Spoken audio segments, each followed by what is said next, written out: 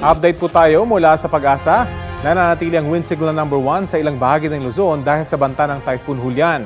Kabilang dyan ang Batanes, Babuyan Islands, northern at western portion ng Ilocos Norte at northwestern portion ng mainland Cagayan, base sa 11 a.m. weather bulletin. Mamayang gabi o madaling araw bukas ito posibleng pumasok ulit sa Philippine Area of Responsibility. Base sa pinakahuling forecast track ng Pag-asa, maglalandfall ang bagyo sa Taiwan bago ito tuluyang lalabas ng PAR gabi ng Biyernes o madaling araw ng Sabado. Huling namata ng bagyong Julian, 265 kilometers west-northwest ng Itbayat, Batanes. Taglay pa rin itong lakas ng hangin na aabot sa 165 kilometers per hour.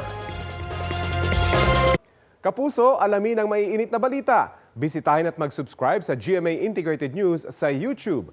Sa mga kapuso abroad, samahan niyo kami sa GMA Pinoy TV at sa www.gmanews.tv.